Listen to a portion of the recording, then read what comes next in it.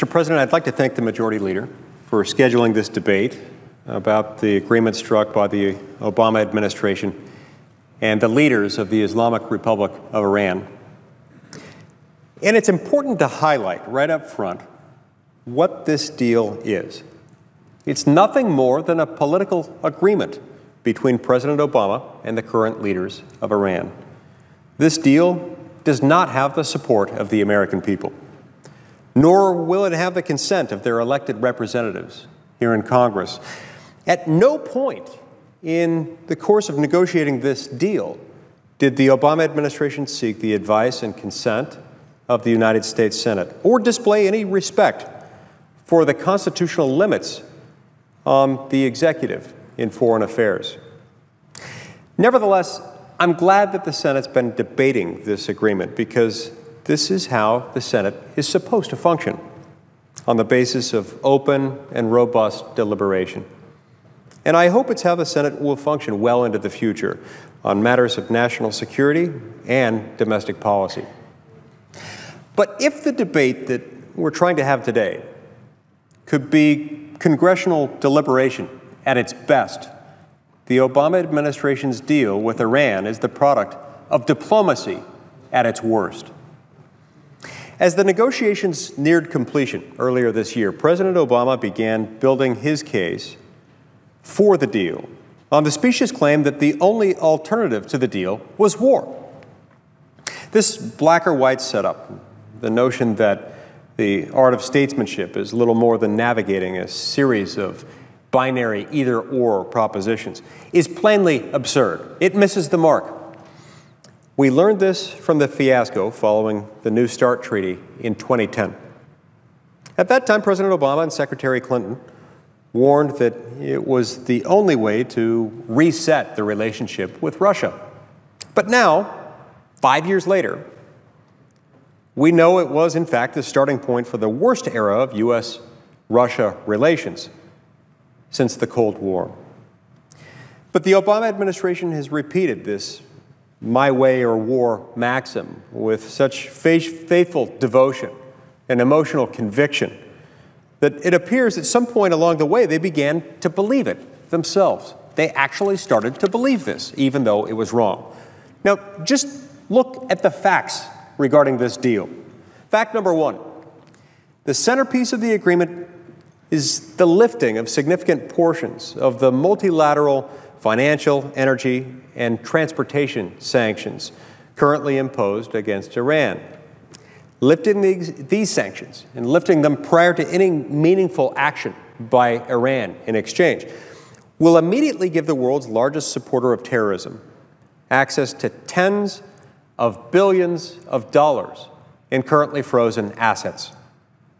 And that's just on day one, Mr. President. Welcoming Iran with open arms to the global marketplace will provide untold future riches to Tehran's revolutionary government. The current sanctions are not perfect, but they're in place for a very, very good reason: to restrict Iran's access to resources that we know its radical leaders will use to acquire nuclear weapons and continue exporting terrorism, not only throughout the region, but throughout the world. This isn't a matter of speculation. It's not a matter of hyperbole. It's exactly what Iran's own leaders have told us in no uncertain terms. These sanctions were originally put in place in response to Iran's repeated violations of previous nuclear agreements. And it's complete fantasy to believe that they can be revived in the future, when, not if, but when they cheat on this deal. Fact number two, nothing in the agreement will prevent Iran from developing a nuclear weapon, and it won't. Under the terms of this deal, the Iranian government will be allowed to conduct research on more advanced nuclear centrifuges after only 8 years. And after 15 years, there will be no limits whatsoever on their nuclear fuel production. No limits whatsoever.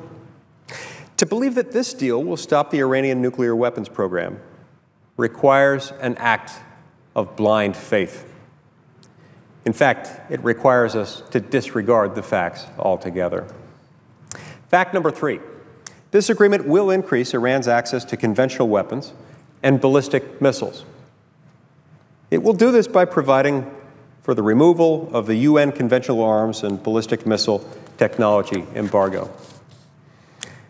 If this seems out of place in an agreement that was supposed to be about Iran's nuclear weapons program, well, that's because it is. It's entirely out of place for this type of agreement. It was never supposed to be part of the deal.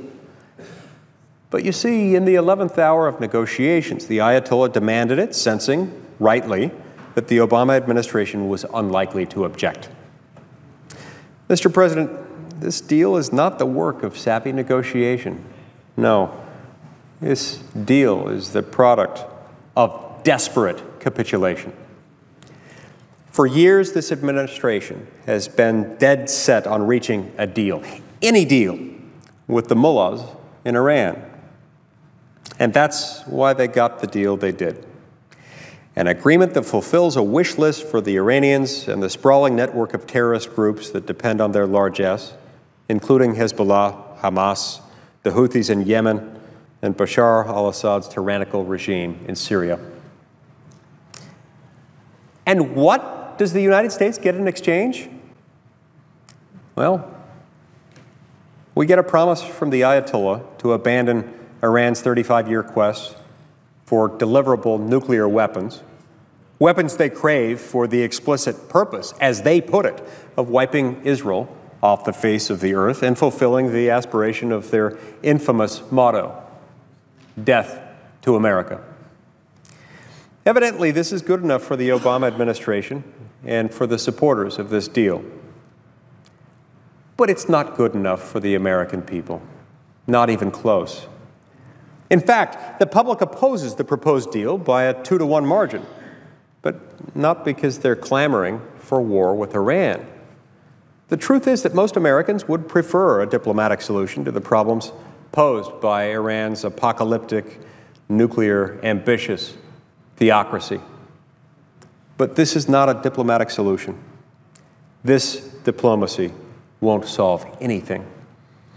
I would note, Mr. President, that the public's overwhelming opposition to the Iran deal did not catch the Obama administration by surprise. In fact, public opposition to the deal was one of the primary reasons why the administration decided not to submit the agreement to the Senate for ratification as a treaty. When Secretary Kerry testified before the Senate Armed Services Committee just a few weeks ago, I asked him to explain why the agreement with Iran was not submitted to the Senate as a treaty for ratification requiring 2/3 of the members of this body to support it. His answer was, in effect, to say that the deal does not amount to a treaty because it's a multilateral agreement, one that involves more countries than just Iran and the United States. But the inclusion of multiple parties to an international agreement has absolutely no bearing whatsoever on whether it can be considered a treaty. There's no shortage of examples of this, of examples of multilateral agreements that have been ratified by the Senate, including the Chemical Weapons Convention, including the Nuclear Non-Proliferation Treaty. In fact, as I pointed out to Secretary Kerry at the time, the State Department's own website provides a definition of the word treaty that includes multilateral agreements.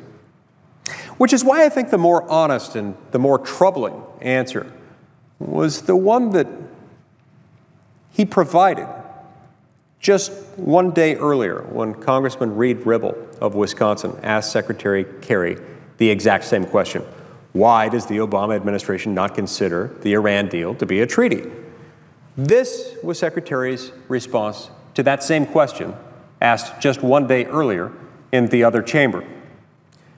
Secretary of State John Kerry said as follows, quote, "Well, Congressman, I spent quite a few years trying to get a lot of treaties through the United States Senate, and frankly, it's become physically impossible. That's why, because you can't pass a treaty anymore," close quote.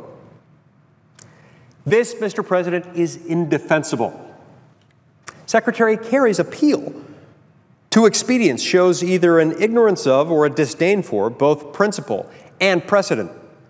The Senate has not lost the ability to ratify treaties. No, the Senate is perfectly capable of ratifying treaties, as it did 160 times just during the George W. Bush administration. It's just reluctant to ratify unpopular treaties and treaties that undermine U.S. interests. There is a distinction between these two types of treaties. From the Obama administration's perspective, this is a problem with the Senate. But from the Constitution's perspective, this is the purpose of the Senate.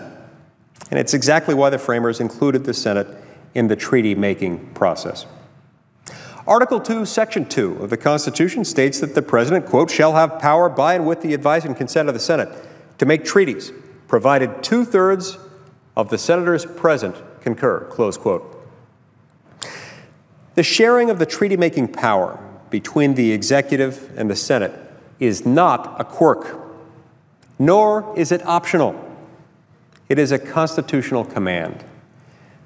Both branches are essential. They're essential to this process. Without both branches, you cannot make a treaty and have it take effect.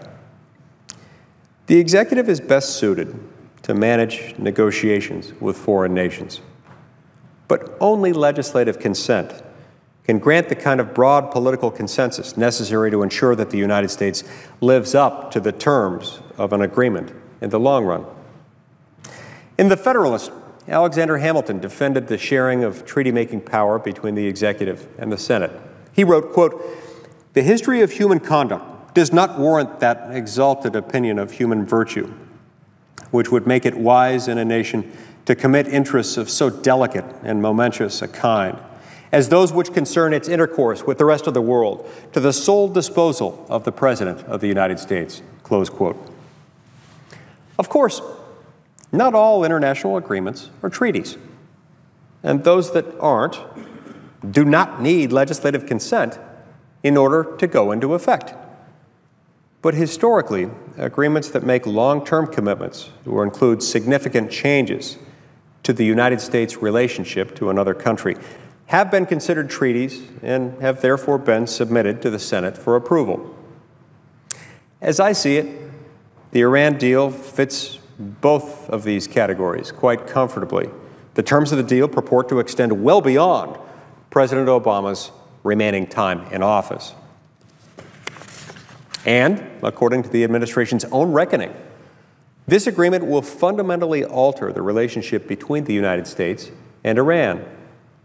People of good faith can disagree about whether the Iran deal should be considered a treaty or merely an executive agreement, though not on the farcical grounds provided by Secretary Kerry. But this debate that's worth having, this is the debate that we should be having. It's worth it for the sake of our national security and for the health of our political institutions. And it's the debate that must include the Senate, just as the Constitution itself requires. The past few months have been a case study of the dysfunction and the danger that result when the executive chooses to ignore instead of engage with the Senate in order to determine whether an international agreement should be considered a treaty. The President's go-it-alone approach has become all too familiar in the realm of domestic policy. President Obama has spent much of the last 6.5 years justifying his will-to-power presidency on the basis of expedience. Constitutional restraints and historical precedent have only slowed, never stopped, the President's routine abuse of power to unilaterally impose his domestic policy preferences on the country.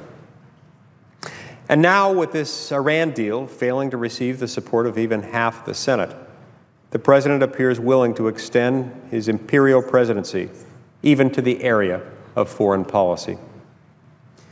Mr. President, we must do everything in our power to stop this Iran agreement from receiving congressional sanction. The facts are clear. This is a bad deal for global security. It's a bad deal for our allies, including and especially Israel, our strongest ally in the Middle East. And it's a bad deal for the American people. But we must also learn from this experience. Later this year, the Obama administration will negotiate a major climate change agreement, what will be known as the Paris Protocol. Already, the administration has indicated it does not intend to submit the protocol to the Senate for ratification, even though the agreement would call for a significant expansion of the already broad powers of our federal regulatory regime. It would empower unelected, unaccountable bureaucrats to seize even more control over the American energy sector and insert themselves ever further into the everyday lives of the American people. On account of its expected size, scope, cost, and effect on the American economy, failure to submit the Paris Protocol to the Senate as a treaty would be an unprecedented and dangerous abuse of executive power.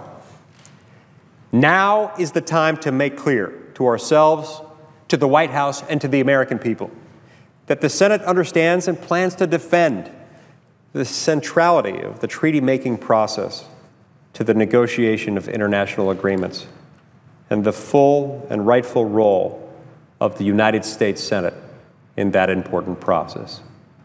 Thank you, Mr. President. I yield the floor.